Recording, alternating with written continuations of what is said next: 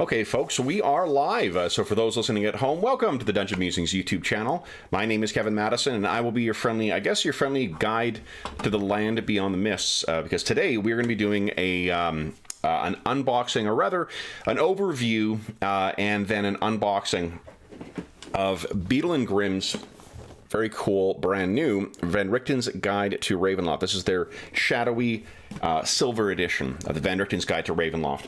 Now, I mentioned that this is going to be an overview, and part of the reason I say that is because this is going to be a look at, to kind of situate this, the box set in the context of what Ravenloft has been for D&D, since it was introduced in the original module. For regular viewers of the channel will know that we like all versions of D&D really on the channel, and we run a lot of the different versions as well too. So I thought it'd be interesting to, in addition to doing the unboxing, to also kind of situate where this product actually fits in terms of the broader history of Ravenloft, so you can make a decision as to whether, even if 5th edition is not your favored version of D&D, whether you think you might find some cool stuff in here that you can use for your own game, regardless of whatever edition of the game you run. I'll also mention, I haven't actually seen what's in the box set yet, and I will mention, caution this with, that I'm not familiar with the material that's in the new Van Richten's Guide, the one that was published in 2021 at least, apart from just a very quick flip through and some reading at it. So I can't speak to the actual contents of the Van Richten's Guide, the 5th edition version.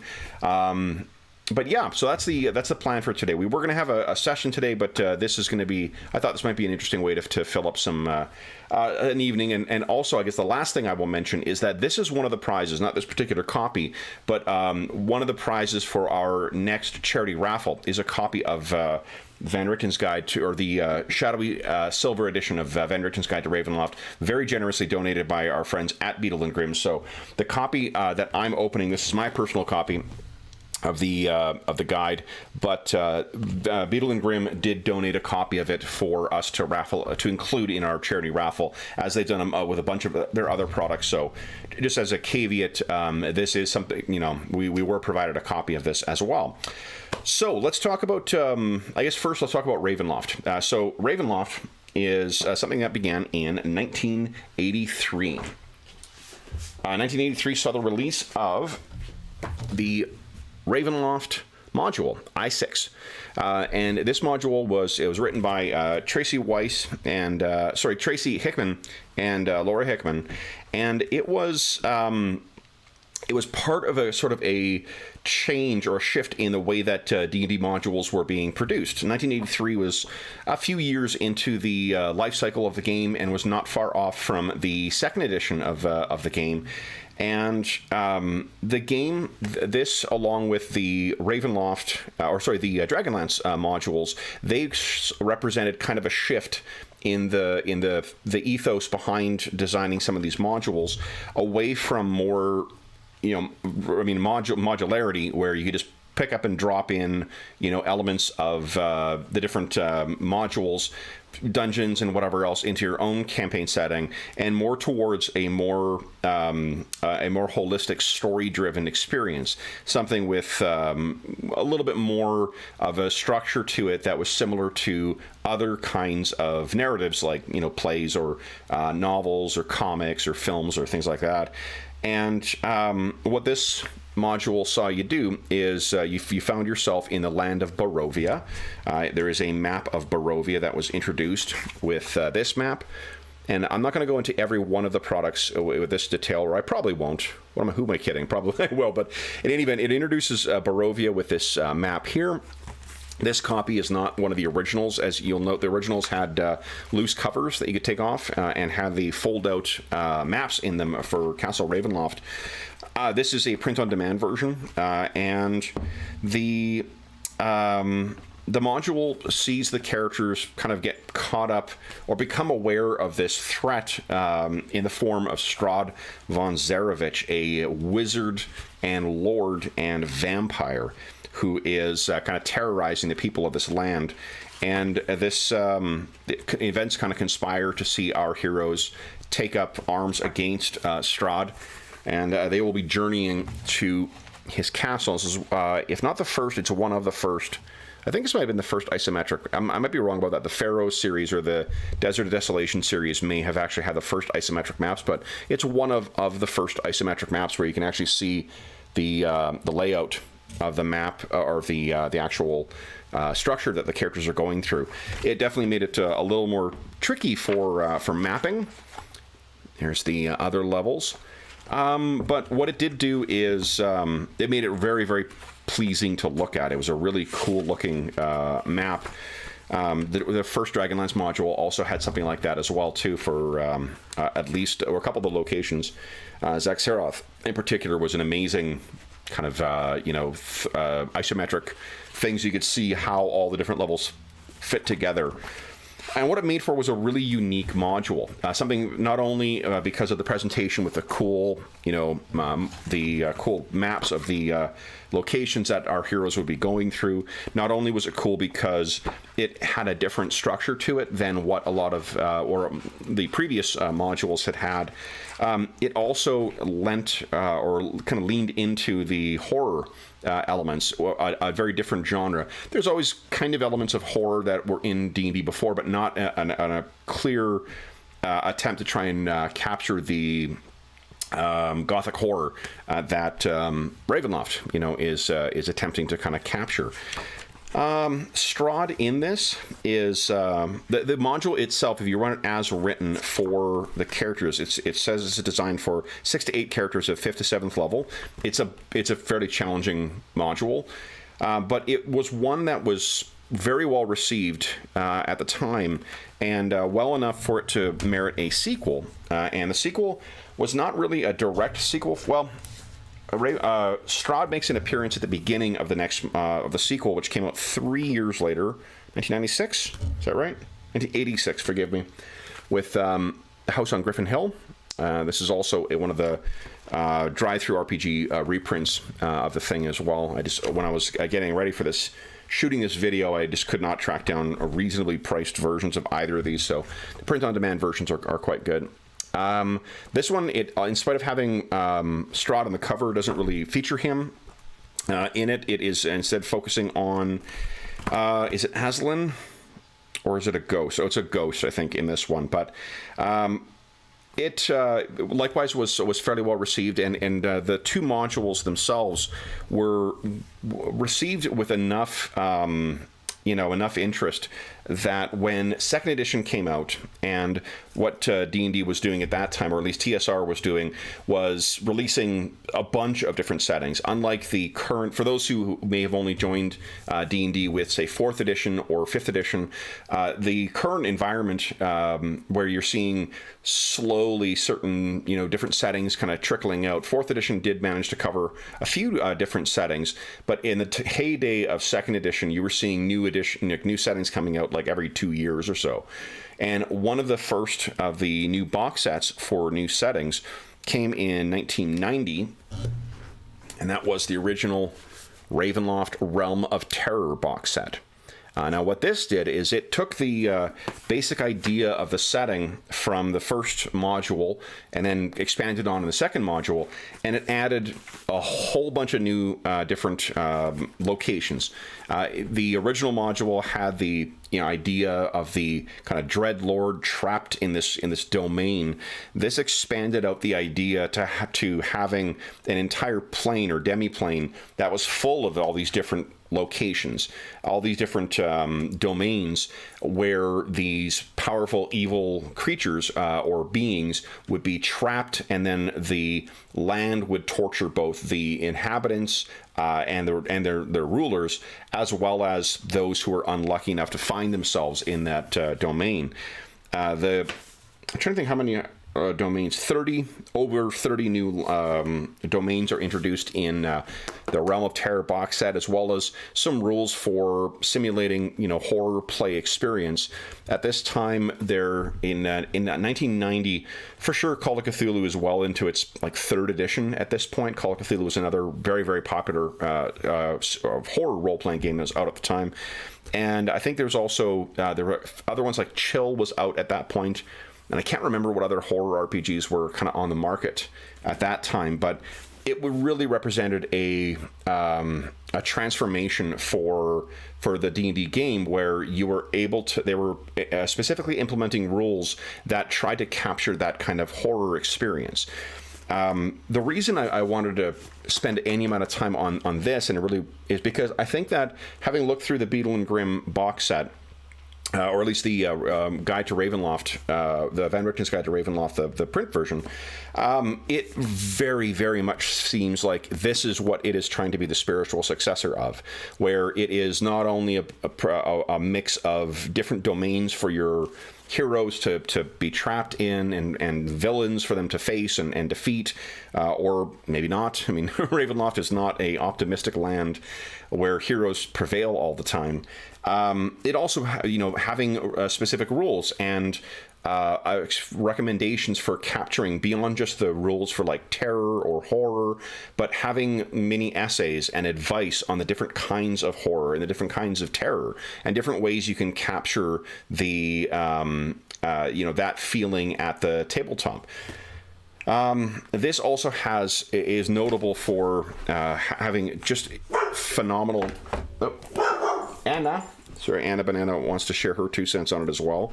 She's a big Ravenloft fan. It is, what's his name here? Stephen Fabian?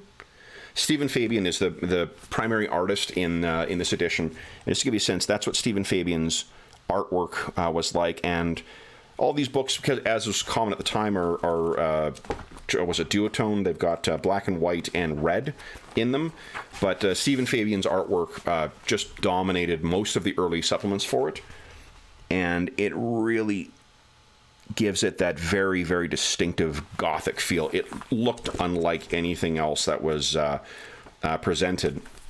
We also see the stars of Ravenloft, of the original Ravenloft module, Count Strahd von Zarovich, returned. And we also saw another lean into the isometric maps, where in this one you saw a whole bunch of the different kind of locations where you would encounter the Dreadlords, and it offered maps of them as well too. So the breakdown, some of them more so than others. See which ones gave better detail. Now some of these are kind of crappy, but then you had maps in the box set. The reason I bring that stuff out is because I'm curious to see if we're going to see something similar in the Beadle Grimm box set, because this is the Van Richten's Guide to Ravenloft, the Silver Edition, is not the first time that Beadle Grimm's has gone to the Land of the Mists, because they released last year, or at least last year at the time of recording, a phenomenal version of the Curse of Strahd. But I'm getting about a decade or two ahead of myself here. So this was this was really the thing that launched an entire line, as was fairly common with the different TSR lines at the time. In addition to the box sets that would introduce a setting, they would also produce a bunch of stuff that would be usable by DMs or dungeon masters. They'd introduce some player stuff, although that was really that edition didn't really embrace the player-focused books the way that a lot of modern editions do. And it also gave tons and tons of guides. One of them, I didn't think to grab it before, but one of the cool lines here, it was the Van Richten's guides here. So the name that you're seeing for this current product, for Van Richten's Guide to Ravenloft, comes from, I believe the first one we saw print shortly after the release of the box set was Van Richten's Guide to Vampires. And this was released in 1991, so a year after, or at least within the year of the release of the original box set. Fantastic book, regardless of whatever your edition is. Some great ideas and suggestions for how to kind of structure or model vampires in your Dungeons and Dragons, or at the time, Advanced Dungeons and Dragons 2nd Edition games. And there's more of that Stephen Fabian artwork that I mentioned as well too. For myself, like when I think of Ravenloft, Stephen Fabian is the artist that I really think of, and that artwork capturing the flavor of the setting is really an important part, I think, of helping to capture and maintain that feel of horror of D&D horror at the table that is so important for a Ravenloft campaign. I mention that because I anticipate we're going to see some phenomenal artwork and handouts and such in the Van Richten's Guide to Ravenloft, the Silver Edition. In 1994, there was a second edition of version or an updated version of the Ravenloft box set. I don't have that because the contents of it are really kind of a consolidation of two other products that I already have, so I never picked it up. But in 1994, there was a consolidated one. If you happen to be a second edition fan and you want to supplement your, either like dive into Ravenloft or supplement your what you've got already, your base understanding or your more modern version understanding, the second edition, you might get more bang for your buck out of that second printing. It's got a different cover to it. It has a side profile of Strahd looking away. It's otherwise mostly the same, though. There aren't any really substantial changes, apart from some changes to the timeline, because at the time there had been a bunch of modules that had been released, or adventures, that had changed the many elements of the Ravenloft setting. So that brings us up to 1994. In 1993, I should mention, they released, and by I say they, I mean TSR, of course, released House of Strahd. And what this was, is I'm not sure why they called it this, maybe just so it wouldn't be confusing, but this is... All right, sweetie. she didn't like this one all that much. House of Strahd is a updating of the original module, the original Ravenloft module, to AD&D Second Edition. For those who may not be familiar with the older editions of Dungeons & Dragons, there's not a huge amount of difference. Like anything you have for First Edition AD&D or that you have for Second Edition AD&D is pretty much usable across, at least adventures, are mostly usable across the lines. A lot of the underlying rules are the same, but there's things that changed, like the way that they categorize different, different classes. There was different categories of classes in Second Edition. There was a change to some spells, not many, and then there was a change to the way that XP was calculated from monsters as well. It also benefited from, this was released, House of Strahd was released in 1993, so it's a decade's worth of experience with the game and designing modules. And one of the interesting things, in addition to updating it for Second Edition, is that they changed the level requirements. So Strahd himself is also changed fairly substantially from what I recall. He in this version matches up with the version of Strahd that you saw in the box set, in the Realm of Terror box set. So the original module was for 6 to 8 characters of 5th to 7th level, and this one is 4 to 6 players of 6th to 13th level. Now, I think that also reflects not only some experience with the with how people are, how you correctly balance encounters, because even though some old school players will tell you that will act as if like every random encounter table in any old module might have a dragon or something on it, and like it's true if you're rolling off of the dungeon level things, I guess. But even those are scaled. Like Third Edition going forward was really the focus on balance for the edition. They really made an effort of trying to make the math work so it's easier for dungeon masters to figure out the relative challenge. But I mean, the game has always been about that. It's never been a matter of just throwing things at players for no good reason that they would have no chance of surviving. That's just not really how the game ever was intended. So for one thing, they learned how to better balance combat encounters to figure out what level would be appropriate for what's going through here. The other thing is that the size of the group is interesting because it goes from 6 to 8 players down to 4 to 6. So I think that in part that reflects the change in how people were playing. Instead of these bigger groups or like gaming clubs or whatnot in the 80s, it transitions more to home groups where you're playing with smaller groups, and it's going to be groups of friends, right, playing over 4 to 6, which is about what the assumed size of groups will remain from that point all the way through to 5th edition. So I keep leaning over to one side of the camera for bad habit. So that was released as part of the Ravenloft, part of the Ravenloft line. And then in 1999, when this is, I believe, after Wizards of the Coast has purchased TSR.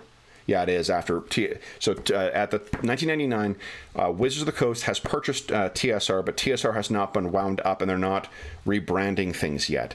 What the Wizards version of TSR did is release a bunch of anniversary editions of classic modules, and a lot of these were supplemented, or they were had extra stuff put in. Like there's a great re-release for the classic Giants series that gave a better kind of context, or more context to where that campaign would take place. So you didn't have to come up with your own reason for why these 4 modules are fitting together in the wider world. It gave you that stuff. Ravenloft had a 25th anniversary release for that as well. It is shorter than what House of Strahd is. And I have not, you'll see my copy is sealed just because I haven't bothered to open it yet.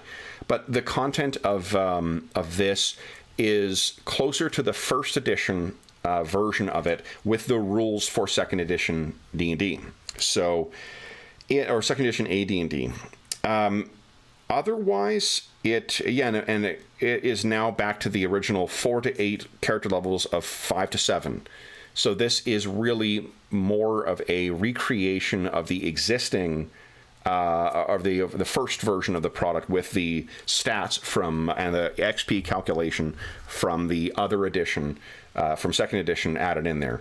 You used to get in first edition you'd get XP per hit point, and they dealt away with that in second edition. Otherwise, it's pretty much usable.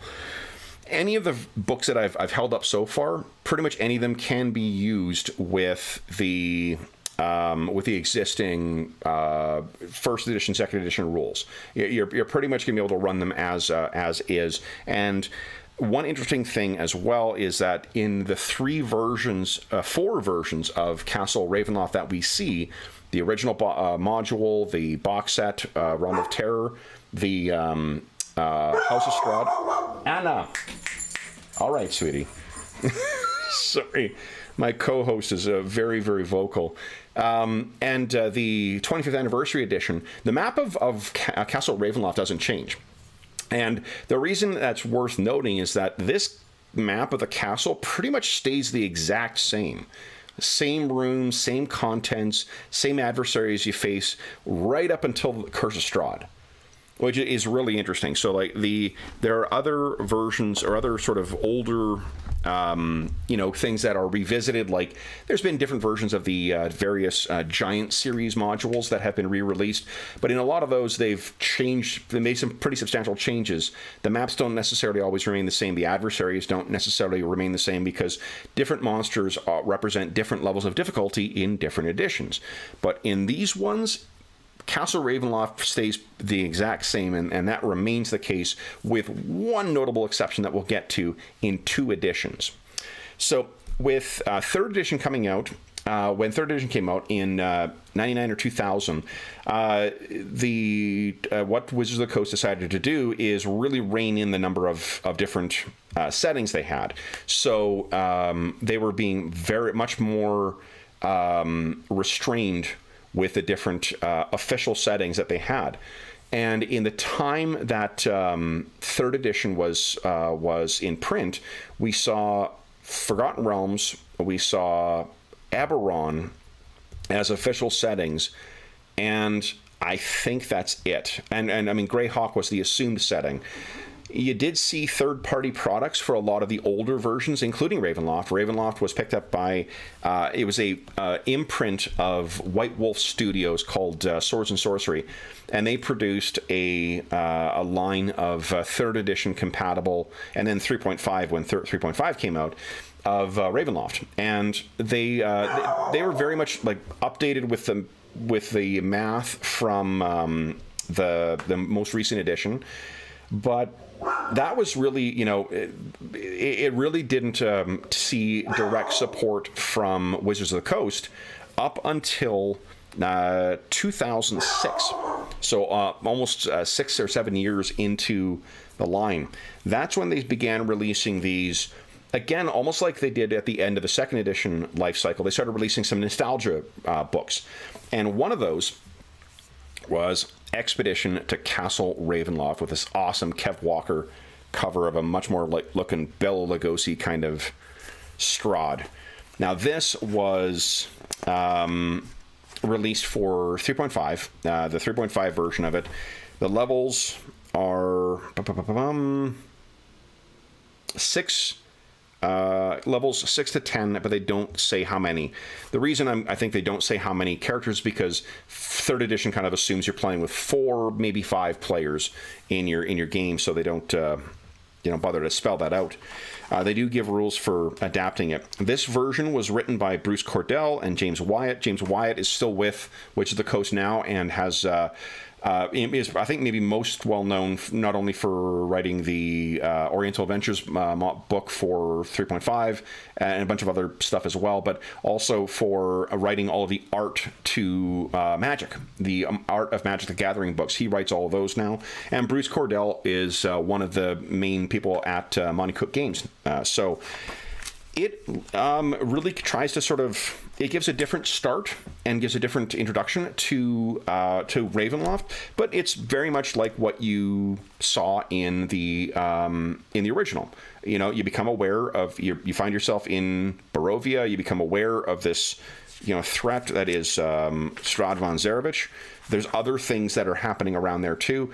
I'm not going to go into too much detail about the specific differences, because I plan to shoot a video that does a much more comprehensive thing, and some of you maybe just be waiting for me to get to the unboxing, so I'll keep this brief.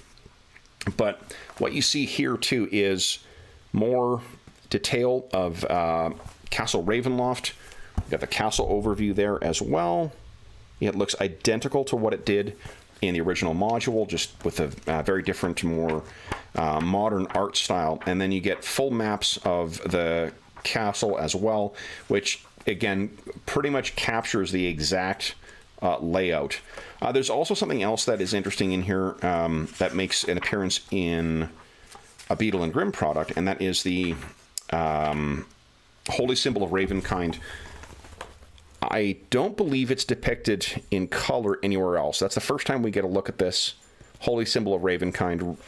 Players of Curse of Strahd will recognize that, and anyone who has purchased a copy of the Beadle and Grimm Curse of Strahd box set will note that Beadle and Grimm makes an actual physical pendant that looks exactly, it's silver in color, but it changes color in the in between editions. This has some this is in a precursor to what was going to happen with 4th edition. In late life cycle of 3rd edition, we start seeing these things, these like keyed encounters for it. But the contents of it and the actual, the arc of the adventure is identical.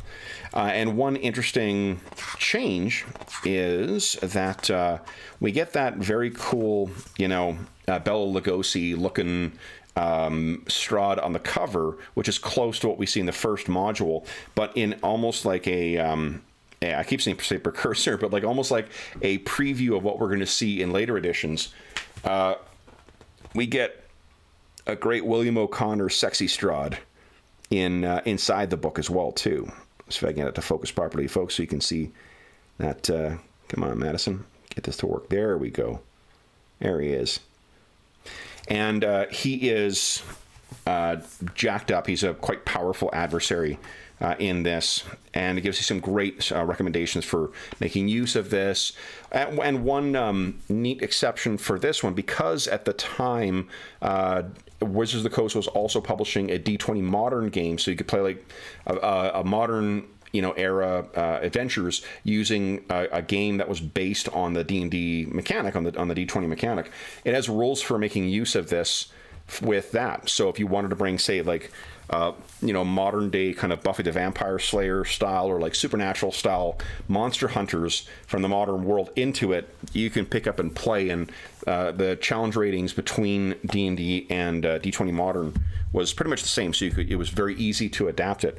The thing to take away from this is that Strahd remains this powerful adversary. He's inching up in power level, and we also see the power level, or the level of characters that this is designed for, to be inching up a little bit as well.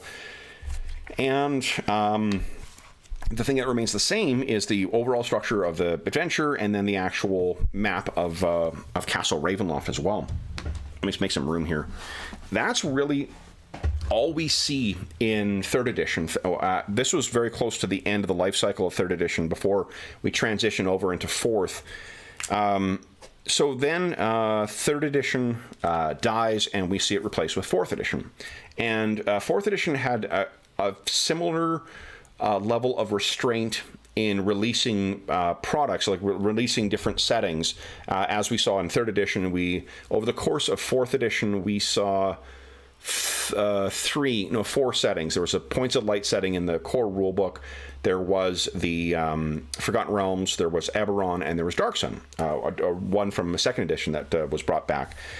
And then for those listening at home too, who may have been more familiar with 3rd, like there were in different magazines, we would see versions of like Darksun. There was a version of Darksun kind of released in a series of dungeon magazines. I'm not counting that. If it didn't get a hardback, it wasn't getting it wasn't getting full support.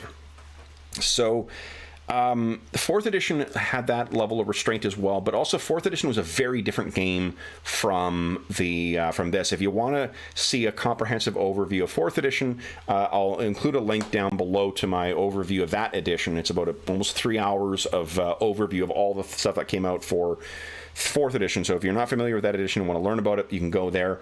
What I can tell you is that one of the things that was released during the 4th edition life cycle, apart from the actual campaign settings, were these really cool board games that were based on the 4th edition kind of mechanic. 4th edition was a much more tactically focused game that borrowed a lot of elements from massive multiplayer online games. And what that allowed it to do is also translate quite easily into board game mechanics. So what they released is Castle Ravenloft. Now, this also featured an interesting kind of, I think this is Jesper Epsing is the artist on this. I'm probably butchering, in fact, I know I'm butchering that name, but it's his take on Strahd, which is kind of a midpoint between our Bela Lugosi Strahd and Sexy Strahd. There are a lot of elements that we saw in the original module that carry over into this. What doesn't carry over is the map. The map, this is it uses a kind of random generation component to add to the catacombs as you go on your expeditions, whether by yourself or with a friend. It's an interesting cooperative board game, and there is some miniature for Strahd in here as well. Let's see if I can get it out without too much difficulty. Where are you, buddy? Oh, I still have it in the bag. I haven't even played it yet, so I'm not going to bring that out. But one thing I do like is this awesome Dracolich you find in there. The game is a streamlined version of, or the core mechanics in it are streamlined versions of the 4th edition rules, but it allows you to gain XP. It's very, if you're familiar with like, what is it called, Descent, or any of the Iron Kingdoms board games, or Gloomhaven, it's very similar to that, much more simple and not as expansive as some of those later games are, but they look like they're going to be a lot of fun. I have not played them, so I can't say one way or the other, but that was one of the 2 things that they did in respect to Ravenloft during the 4th edition cycle. And I wonder whether part of that, not only because, they wanted to really keep their focus on specific settings to sort of keep everyone focused, and they were losing market share to Paizo at the time when once the Pathfinder RPG came out, or people kept playing 3.5. But the game mechanics in 4th, it's harder because so much of it is on the table. It's I think harder to capture the sort of atmospheric feel that that Ravenloft represents, right? You can put in like fear rules and stuff like that, but that's only part of what playing in Ravenloft is about, and a Ravenloft adventure is. It's also that horror element, and as soon as you start slapping down miniatures and a grid and whatnot, and using powers and whatever, and like 3rd edition and 4th edition, there is a course, like 3rd edition, 4th edition had a core assumption on balanced encounters. So the math was such that the players could expect that what they were fighting was probably something they could defeat. It might be difficult to do that, but if you're going to get in a fight with something, it's unfair as far as the math that underpins the game is concerned if you're fighting something that's substantially more powerful than you, because you're going to have a hell of a time hitting it, and it's going to hit you more often than other creatures, and it'll hit a lot harder. So for that reason, it's hard to sort of allow for combat encounters with bigger, tougher things. But that didn't stop Claudio Posas, a really great artist and game designer, from releasing Fair Barovia, an adventure for 5th, 7th level characters that took place in Barovia but did not involve Ravenloft whatsoever. It's only a short little module that is in Dungeon Issue 207. It's in 2012 is when this sucker was released. It's even featured on the cover, but it's a cool little, a little adventure set once again in Barovia. And the map of Barovia here is pretty much the same as what we saw before, but there are some changes in the depiction of witches and witchcraft and whatnot, and hags, which carries over into 5th edition and their take on it as well. I think it's Baba Lysaga is a character that I can't remember if that's the original name of this witch or hag, or whether that's the new version, because too many editions are lurking around in my brain. But in any event, there's one of the names that is introduced in here that does show up in Curse of Strahd. So it's interesting to see that this little, 12-page adventure had a lasting impact on the setting and how the designers were thinking of it and presenting it. That brings us to the end of 4th edition, and we segue into 5th edition. 5th edition, the first release we saw with respect to Ravenloft is, of course, 2016's Curse of Strahd. This is the original version of the module that was put out, and there were criticisms of it for the presentation of the Roma in here, or the Roma are the actual people, the Vistani in here, as being kind of a racist presentation of the Roma, as well as some other criticisms of the content in this. But that didn't stop it from apparently being an enormously successful adventure. This, like a lot of the 5th edition adventures, this one definitely has that. It's less a guide to the setting and more a hodgepodge. I shouldn't say hodgepodge, but a collection of different kind of like vignette adventures that can all connect together to make for a really satisfying campaign. I'll just putting my cards out here. It's not one of my favorites, just because it's my own. There's sensibilities in it that I just find silly or whatnot, but it did not stop it from being phenomenally successful and popular enough to merit a revisiting by not only Wizards of the Coast, but also by Beadle Grimm 3 or 4 years afterwards. So Curse of Strahd was out, but we didn't see an actual setting for it. And then in 2020, we saw two releases that came out that both basically took a second pass at Curse of Strahd.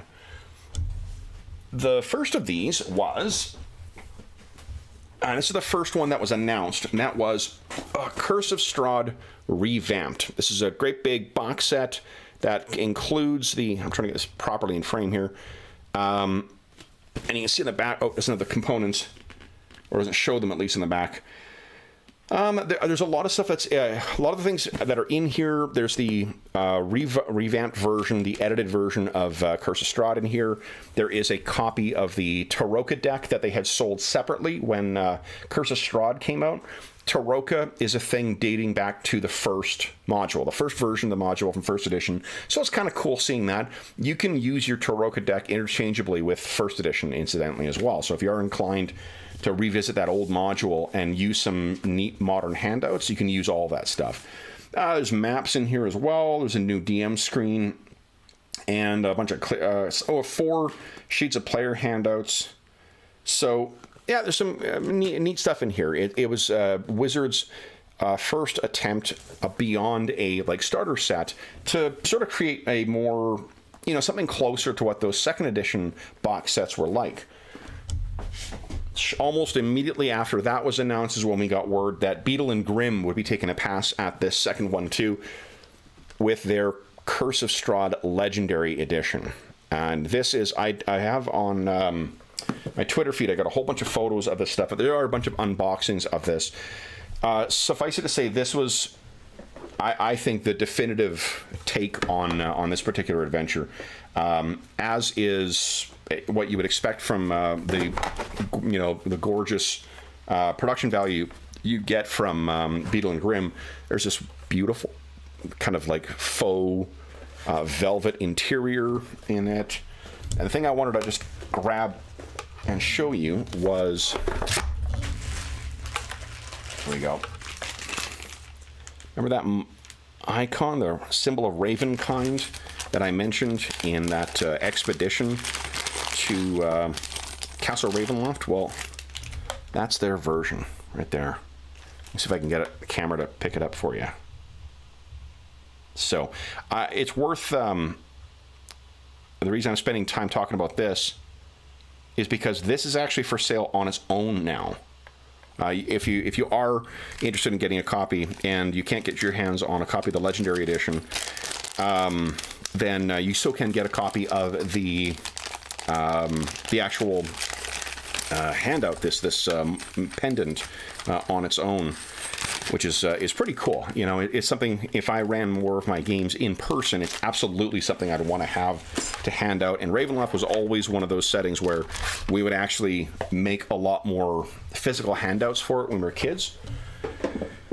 So in addition to the box set, which has the entire module in it, as well as a ton of extra stuff, some extra modules, some hangers that go on the DM screen, it also gave you this bad boy, which was the entire map for, the entire layout of Castle Ravenloft, but on these massive, I can't remember how big they are, 2 foot by 3 foot or whatever, maps.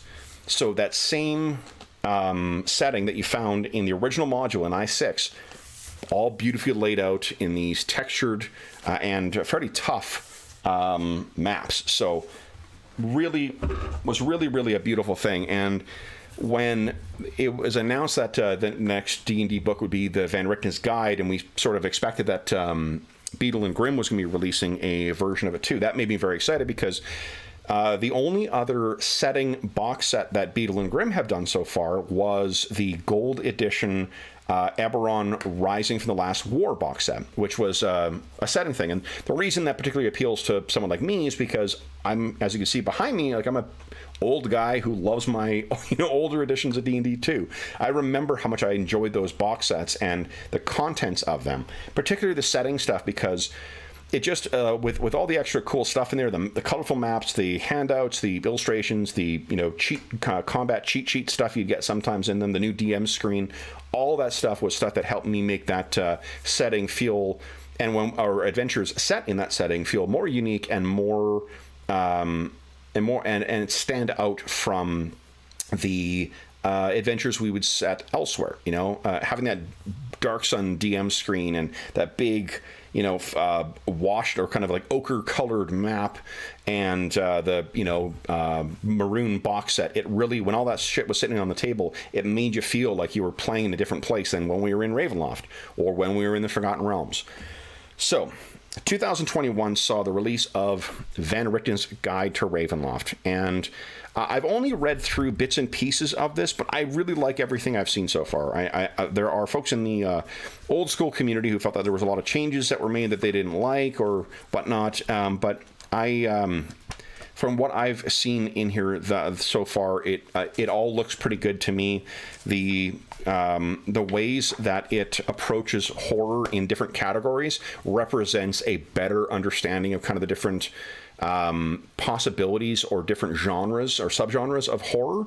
In the original box set, a Realm of Terror box set, there's great advice on Gothic horror, but it really is focused on that specific experience. In other products like, Call of Cthulhu continually approaches a very specific type of horror too, cosmic horror. It's not until you get to products like GURPS. GURPS horror, the GURPS is another RPG, the generic universal role-playing game published by Steve Jackson Games. Those books, written by a guy named Ken Hite, particularly the 3rd edition, 4th edition ones, had incredibly detailed and very insightful essays on the different subcategories of horror and how to capture those in game. I mention that because I feel like the authors of this definitely had at the very least access to Cole's Notes versions of that, because we see discussion in the book of different genres of horror. So body horror, cosmic horror, dark fantasy, folk horror, ghost story, gothic horror, and then smaller subcategories like disaster horror, occult detective stories, psychological horror, and slasher horror. And I will say that there's at least 2 categories in here, like occult detective stories and folk horror. I don't think I've seen those discussed in other horror, at least horror RPGs, which is really cool. So at the very least, there's some, the original product, the hardback, seems to be a really good spiritual successor to that Realm of Terror box set. So let's take a look at the Beadle and Grimm version. So one of the things that's neat about Beadle and Grimm, the Beadle and Grimm version, is there are 4 different kind of middle things that you can get, each of them from different types of horror. This is the folk horror symbol taken from the Van Richten's Guide to Ravenloft, and it there's one for cosmic horror you can get, and I can't remember what the other 2 are, but it's a neat way to give you access to different things. So the interior, we don't have, I guess one thing to set expectations of this as well. To date, Beadle and Grimm has released 4 different versions of games, sort of these kind of things. There are silver editions, gold editions, legendary editions, and platinum editions. That's sort of in the escalating scale of how ostentatious they are. The legendary edition is right next door to the platinum editions. The platinum edition, you get these massive oversized boxes. So, and it's not to say that the contents of them are not of equal quality. It is the amount of extra stuff you get. So in terms of managing expectations for this, I'm expecting this to be, so other silver editions have been Ghosts of Saltmarsh. There's a silver edition version of Baldur's Gate, Descent to Avernus. And there is a silver edition of Rime of the Frostmaiden, of Icewind Dale, Rime of the Frostmaiden. So that's the expectation. I think it's going to be packed full of some great stuff, but it's not going to be like, there's no extra tube of maps that comes with this. First thing we see is this very cool placeholder with this of like kind of plastic vellum paper. It feels like the kind of like overhead projector paper for those who are old like me. We then get, which is common in their box sets, a guide to what's in the silver edition here. Another welcome back from Bill, Charlie, John, Matt, and Paul, the fine folks behind Beadle and Grimm's. And the and there's a mention as well too of some of the other stuff. I will point out that the shirt I've got on, and you got a little image there as a person who's much more fit than I am, not suffering from the COVID weight, but I got my copy of Van Richten's Guide to Ravenloft. This, you had an optional purchase with it, or if you purchased early, you would get that. You then get bubble wrap to keep everything safe in place, and let's take a look at what we got here. All right, so first thing when you look down, this is what you see. And for those who prefer top-down facing, videos, I don't do those, so I'm sure you can find ones on the channel. Just, if that is what you prefer. Sorry, that's not what I do here. So you can save comments about like, I want you to do video down. I don't do those. This is what you'll see. These 2 things sit next to each other. Looks like a pack of those hangers that I was talking about, things that are going to hang over your DM screen. And then, oh, awesome. And some artwork from the things. And I got some gewgaws here too, a ring and another pendant, it looks like. So let's crack out the old utility tool here. I'm going to start off with this, the one with the accessories in it. Let's see what's in these things. So we've got, oh cool, we got a ring, which, let's see here, let's take a look at this sucker. Looks like the Phantom's ring, to be honest. It's got like a, here we go.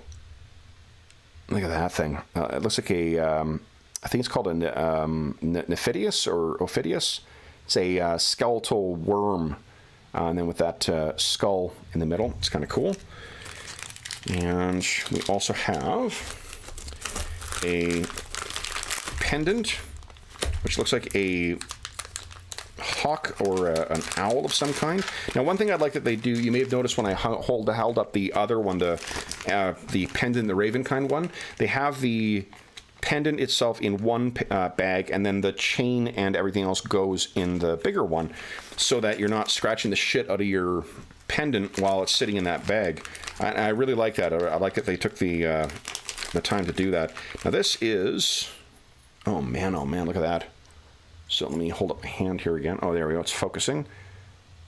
Is that carrion skull, heart-shaped carrion bird of some kind? Undead carrion bird? Very cool. I'm sure this has something to do with one of the adventures or settings in there, but a really neat-looking thing. We also have, I'm just tossing all this crap to the side. I'll deal with reboxing this stuff after the video. There's also, what is this here? Say, oh, come on, you. Looks like we got something else. Oh, in a, I think I know what this is. Interesting. So this is all wrapped up here. I'm just trying to figure out what the heck this stuff is. Lots of bubble wrap in here. I think this is the, I can't remember what it's called. It's the thing you put on a Ouija board. Or like a spirit board. Yep, because it's all wrapped up in paper. Very well protected stuff. Holy smokes, look at this thing. My goodness. Look at that. This is your thing you put down and scroll across the Ouija board. Beautiful finish on this thing. That's gorgeous. I'll bet you there's going to be a spirit board or Ouija board in the map material as well. In addition, packed alongside that, we have a crap ton of these art cards, which feature it's art taken directly from the books, and sometimes from the monster manual or other kind of thing. So look at this stuff. I mean, this is what the art is directly in the Wizards of the Coast releases. Why am I not? Come on, camera, work with us here.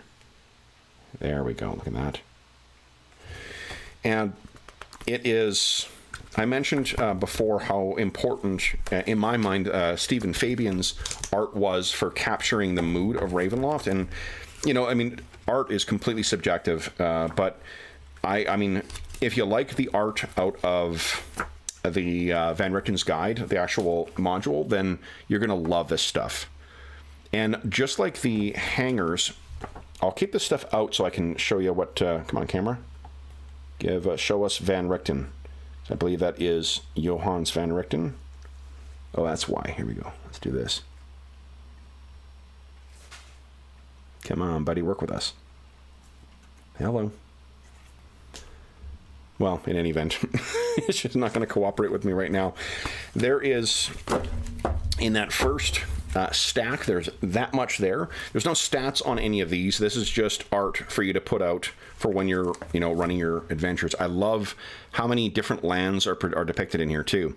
I think it was called Amonkhet in the original box set. I can't remember what the new one is, but there's a like pharaonic Egypt inspired place, and like this kind of stuff is just great. I love that.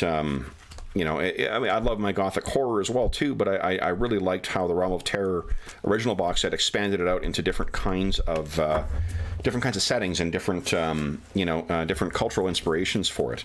So that's your first stack that's in there. The second thing is these guys here, and these are, I think, the the hangers. These are the hangers for the for your DM screen that actually have stats on them. They're very much like the monster cards. Although, to be honest, the 5th edition monster cards, they're perfectly fine, but in comparison to the Pathfinder 2nd edition ones, they are not nearly as nice. The Pathfinder 2nd edition monster cards are awesome. These, I think, are even better, because they're beautiful, nice, big sheets. They got the full stats on the back there, and they're designed to hang over your DM screen. Myself, like I play most of my games digitally, so you know, this is not going to have a huge amount of use. But my niece just recently got into D&D, and when I go visit in October and we play an adventure, this is exactly the kind of thing I'm going to be using to really play up the feel. Having this thing, like say my mind flayer, you know, staring at them from the far side, or my niece and my sister on the far side of the screen, is just fantastic. And it's great size of the art too. So in some cases you can actually see more detail on these hangers than you can in the rule books, just because they've been resized to fit, you know, the specific text. And the art is all drawn from I think it's all drawn. I'm not sure if there's any original pieces in here, but it's all drawn right from the actual source books too. So if you are a fan of those source books, you'll like what's in here too. I do like this time they included a summary of everything that's in here. I don't think they have included that in any previous box sets. We've also got a couple little loose things in here, like this. This is one of the things that is just great with all of the editions, is these nice little in-universe artifacts that Beadle and Grimm loves including in their games. Everything that they include in their box sets is always seem to be like to make the experience better for the player and easier for the DM to get players lost. So here we go. A deed of property is included in this, with a little complete with seal on there. That's what the big one was. Good luck getting that sealed up again, Madison. Jeez, if I can get this closed here. And I'm not going to open up that little one, because that one will be even more of a pain in the patoot to try and get closed, but I'm sure it has something equally awesome in it. And it's neat that they included these in this box set, because normally this is the kind of thing that only comes in a tube. And usually they're big scroll tubes with the maps in them. They'll have a bunch of extra, you know, in-universe handout. And one thing I'll mention about those as well is their art. The art direction on them is fabulous, because it doesn't all look like it's done by the same hand or in the same font. So what you end up with is stuff that feels like it's not just like something that the DM put together with the same, you know, handwriting that they use, the same weird wobbly handwriting. It's all very different, which is really, again, helps kind of capture that mood. And with a setting like a horror setting like Ravenloft, that's such an important part of the game. So we got Dread Tales from the Warehouse. I believe this is their custom modules, custom adventures. Yes, fantastic. Oh my goodness, there is one that has a cosmic kind of mad science feel to it, which I love me some science fantasy. So this book has, it looks like 5 extra encounters in it.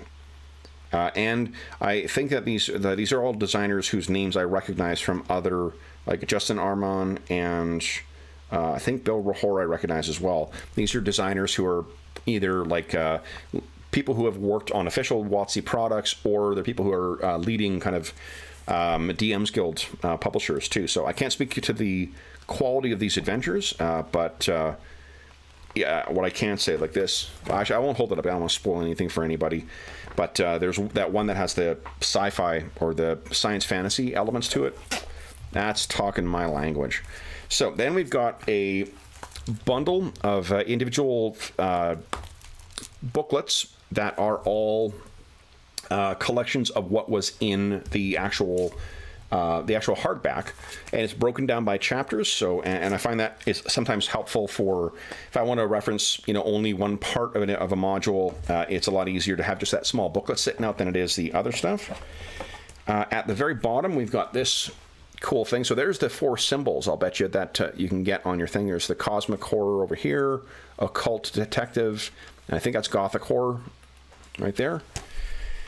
And this is a folder with maps in it. Okay, so this is a folder with a bunch of handout maps, and these are all maps taken directly from the book. So Harakir, that's what it was called. I think I called it something different. Harakir, there's your sort of pharaonic Egypt inspired place, for instance. So you can lay these suckers down for the players to look at. The only complaint I have with some of these products, and like I'm not sure what you do about it, is that some of them have locations marked on them that the players shouldn't be aware of, particularly if they're brand new to the region. But I don't know how you get around that and still make something like a physical product. So I will excuse it. And of course, there is Fair Barovia. It's a map that I believe was first produced for Curse of Strahd, but everything from the Svalich Woods to the to Barovia itself, to some of the inhabitants of Barovia, you know, all of this stuff, it remains the same from the original box set. I can say that there's a lot of names that I recognize from the Realm of Terror box set that have been replicated in Vendrickton's Guide as well. Kartakas is a revisit as well. Tempest is a revisit. Valakan, Mordant is... I'm just looking at... I think this is renamed Rishamulot. I may be wrong about that, but I think that the name is slightly tweaked from the original box set. Again, I could be wrong. Harakir is from the original Realm of Terror box set as well. Falkovnia. I laugh at Falkovnia very, very quickly. I can't ever take this place seriously because when I was a kid, my two best buddies who I grew up with, my 2 cousins, Corey and Neil, and we loved Ravenloft, and we played a shit ton of it in there. And then my cousin Corey who I think is the funniest person I've ever met, loved bugging his older brother Neil. So when the adventure went to Falkovnia, he insisted on pronouncing it "fuck off, Neil." So every time I see Falkovnia, all I can think of is my cousin Corey repeating it until his brother finally lost his temper and went chasing after him. So, but I understand that Falkovnia has had a rework, as well as a lot of the other settings as well, to have a fresh coat of paint on it. And yeah, and the maps are gorgeous, like very much in keeping with the Realm of Terror box set. Great handouts. And there is one more bundle of stuff that I wanted to save to the end. That's this, because it's going to be a mess to get out here. Let's see what is in here. I can see there are some pre-gen characters, which is something they include in all of their box sets. So even if you are a newbie to Dungeons and Dragons, the fine folks at Beadle Grimm do try and provide you a way of getting, if this is the only thing you own in addition to the core rulebook, you've got ways of getting yourself into the campaign right away. You know, very, very new player friendly. And let's see here. Then we have, looks like, some maps. Oh, more handouts here, it looks like. Oh, very interesting. Okay, so I'm going to hold this stuff up here. First off, we've got generic tavern map. You can never have too many of those unless you want to keep using the same layout for every bar your characters go to. There's some handouts for maps for the modules. I'm not going to hold those up just in case anyone wants to play those. I don't want to inadvertently spoil anything. You've got 1, 2, 3, 4, 5 pre-made characters here. Oh, right there. You got a human cleric who looks to be from Harakir from the name Nebet Ab. There's a human warlock who has, let's see here, has the Pact of the Undead, which I believe is from the Ravenloft box set. So I like when these pre-made characters highlight some of the new mechanics. There's a Reborn Barbarian. I know that's a new race or ancestry from the new book. There's a Dhampir Rogue, a half-vampire rogue, and a Hexblood Druid. Yeah, cool.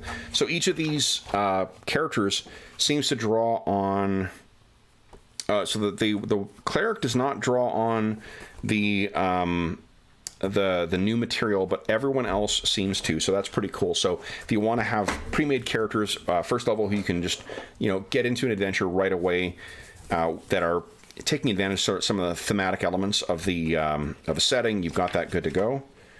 Then we have these interesting kind of location things. So let me just hold some of these up here. It's just not hangers, but I think you can stick these on the side of your DM screen. Now, one thing, I keep talking about DM screen. One thing that does not appear to be in here is a DM screen. And I can't fault them for it, because I wish there was one in here, but I imagine those are expensive to include in here. And there was one in the Ravenloft, in the Curse of Strahd box set. So it's unfortunate we don't get a new one in here, but that's not a deal breaker for me. Here is another example. I think this is one of the characters from the cover. I think that is, I can't remember what her name is, one of the characters from Curse of Strahd. But there's some great, more art drawn from the actual book. And one thing I love about the art in 5th edition is they really do try and give more than just like hero poses in a lot of their setting books. So like, this is great. Like if you're spending time on the page to just give a feel for what like walking a street in one of the domains is like. I really, really like that. We also have a death certificate from somebody. There's a last will and testament in here. There's a water damaged. I don't know if you can see here look at those creases. That's all physical. Like this, it feels like an old piece of paper, but tough. Like not like it's going to break right away. Wonderful, wonderful, wonderful bit of tactile, flavor. And then there are some labels you can put on your wine, I guess. That's great. And then there's a bunch of maps. These wonderful fold-out maps now. Oh, ho, ho. And I mentioned this before. I suspected we'd be getting our spirit board, or Ouija board, or whatever you're going to call it. And there it is. So this, I'm assuming, is intended to be used. The heck did I put that darn thing? Here we go. There we go. Look at this. Okay.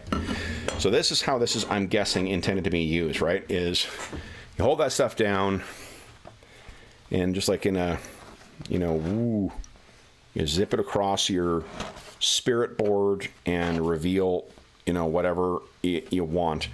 And the way that I foresee it being used at the table, and I mean, I'm this kind of corny DM too, is you just tell everyone else to put their fingers on it, right, all around it, and then you as the DM will be the only one directing it around. So if you want to send messages from the spirit realm, and I think that one of the adventures actually that I was reading, the House of Mordant, I think. I shouldn't say, I don't even remember. There's a great haunted house adventure out of the box set, and I say great. I've only read it over once. It looked like it would be a lot of fun to play. It takes it really leans into the elements of spiritualism and like spirit talking and stuff like that. So I can see how this would be a lot of fun to have around the table. Solving mysteries through talking to spirits is a pretty cool way of capturing that kind of Ravenloft vibe. And then there's also some maps. Let's see, there's this many maps here. I'm not going to hold them up again in case you're going to play it, but they look to be taken directly from the adventure as well, too. And that's everything. So that's it. Oh, one last thing I forgot to mention. With the Curse of Strahd Legendary Edition, what my favorite little accessory you get from that are these wonderful puppets. You get a bunch of finger puppets. We ran one shot to sort of take advantage of some of the stuff out of there, and I had a lot of fun using the puppets in as sort of exposition devices in my game. And it's another nice little thing. That's not from the Van Richten's Guide to Ravenloft. That's from Curse of Strahd. But yeah, that's it. That's the contents of the Shadowy Silver Edition of Van Richten's Guide to Ravenloft. The only The only thing that I miss out of there would have been the DM screen, and that's only because they've had DM screen for everything else. So, and I don't think, again, like, it's not a deal breaker for me. There's the box itself, when you get it new, is already like full to the brim with everything. So plenty of great stuff that's in there. But for myself personally, you know, I'll dig out my this beautiful Ravenloft screen from the Legendary Edition when I run my copy of it. I'm probably going to run that for my niece. I'm going to run a horror story for them when I'm in town. So that is the contents of that. So I'm going to go to chat very quickly here and just take a look and see if anyone's got any questions about this or whatnot. But that is sort of what's in the box set. In terms of comparing this to the Realm of Terror box set, because that's sort of what I think of as the most direct comparator to this product, I think it is a worthy successor. I've been putting off on doing the unboxing until I actually had a chance to, or put off looking through the contents until I could do this video, so that you'd get my, honest reactions to everything. And there's a lot of stuff in there that I'm really excited to use. In particular, that the spirit talking thing, the Ouija board thing. Oh my goodness. And I'm sure there's people in chat who are telling me the correct name of it already, so my apologies for not getting the name correct, but I'm not that learned in the ways of 19th century spiritualism and occultism. But anyway, yeah, it's great. I think it's got the contents of the of what's in there, are, at least as far as the rules are concerned, are going to be what's in the Van Richten's Guide to Ravenloft. So if you didn't enjoy that, that's probably not going to be, that might be I imagine that'd be a deal breaker for you.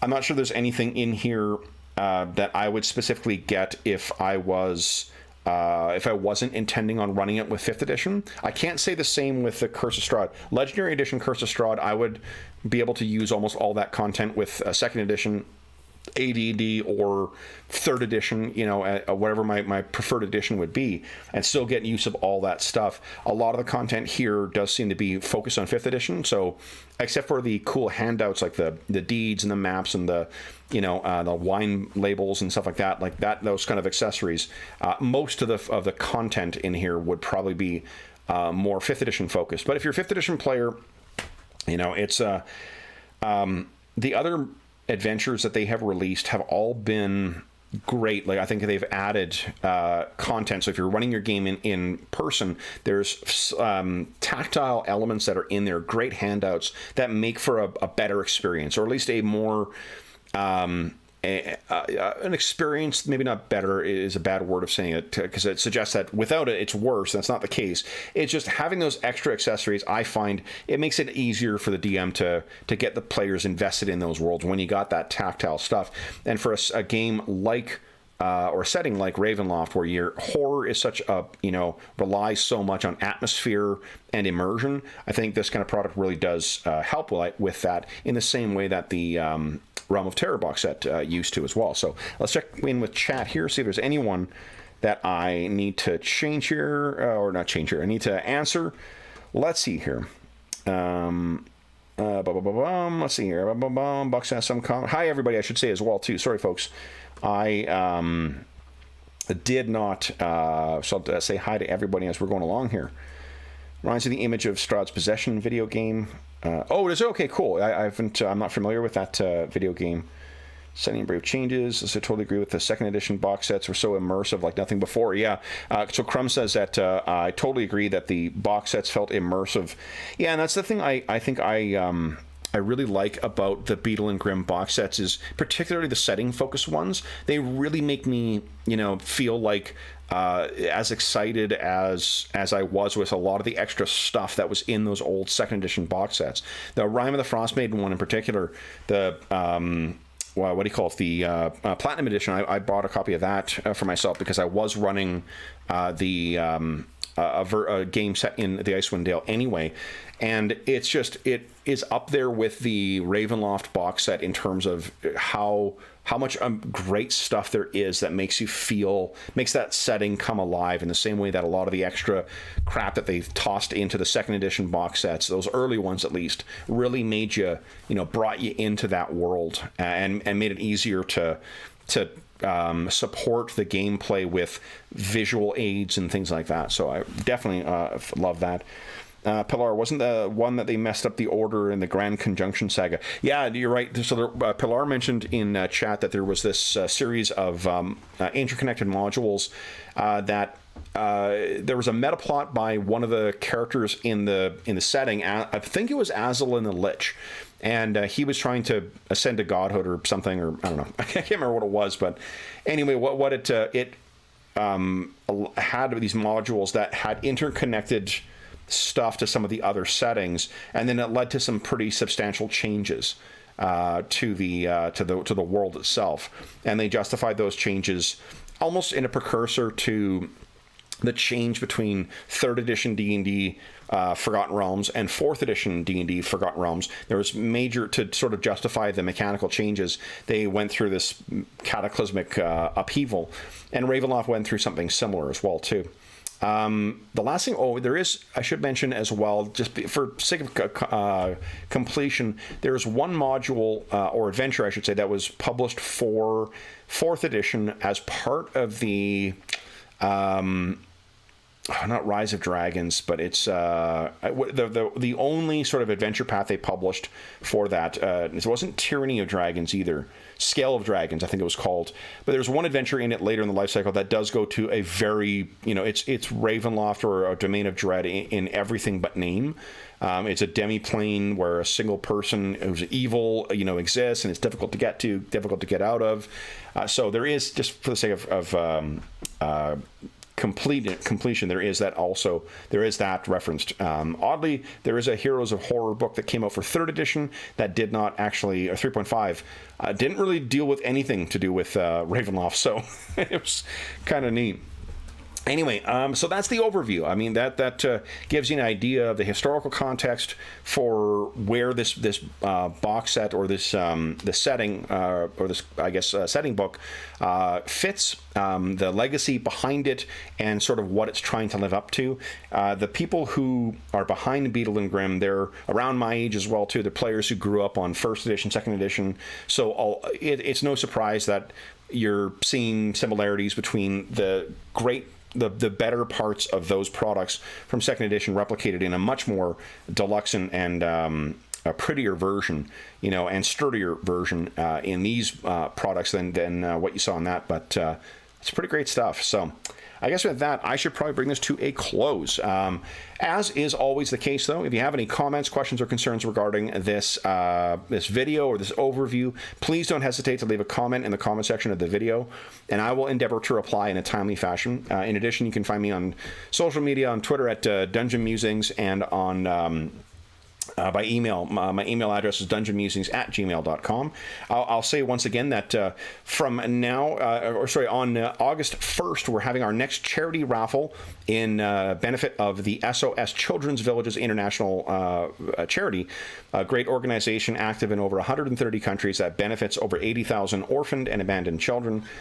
This is a copy of this is our second prize. Our grand prize is a copy of the Legendary Edition Curse of Strahd box set donated by our friends at Beadle Grimm. And second edition, or so the second prize is that. If you don't win, is the this product we just went through, the Van Richten's Guide to Ravenloft. If you don't win those two things, there's still some other great prizes, including a chainmail dice bag made by one of our resident players, a bunch of modules, a lot of great stuff. I've mentioned this many times on the channel before, and I won't clog up my outro here with that, but lots of other great prizes, even if you don't win those two things. And the best thing is all donations go directly to SOS Children's Villages International. None of it goes to our channel. None of it goes to any other middleman. It just goes to help out those kids who benefit from SOS Children's Villages International. The last thing I'll say is a big thank you to everyone who sat through this. Thank you for joining me on this kind of historic view or voyage to get to the Beadle Grimm product. I appreciate your patience if you made your way all the way through, and I hope that you found this interesting for seeing the changes and what remained the same. This has been it was pretty fun for me to prepare for this overview, and I mean, it's also one of my favorite settings for Dungeons and Dragons, so it's always a pleasure to go back and revisit this. Now that I've got this thing actually open too, I plan on spending the rest of my night exploring the contents. So if you need me, I will be beyond the mists. So then we'll bring this sucker to an end. Thank you again to everybody. And I guess the last thing I'll say is a huge thank you to our friends at Beadle Grimm for their support, their enormous generosity, and their incredible support of our charity initiatives. If you're not familiar, Beadle Grimm have very graciously helped us raise over the span of about 3 years, we've raised a little over $10,000 for the folks who benefit, the kids who benefit from this, and such that we're actually in their most recent kind of announcement, or their most recent annual report, we actually specifically got called out as a superstar fundraiser, and we would not be in that position would it not be for the generosity of the people at Beadle Grimm. So not only do they make really great products, they are just incredibly generous and wonderful people to deal with. So a huge thank you to them. With that, I'll bring it to a close. I'll stop before I keep just enjoying the sound of my own voice. We will see you again on the channel soon. We're going to be playing a game inspired by this particular product, and making use of some of the stuff in here too. So hopefully that will be up in next month or so. But until we see you, we hope if you're joining us during the current crisis that this finds you healthy, safe, and weathering the current crisis as well as can be expected. I hope that I gave you a little bit, an hour and a half to take your mind off of the troubles of our world and think about the troubles that can be found by your players beyond the mists. And until I see you again, stay safe, stay healthy, and happy gaming.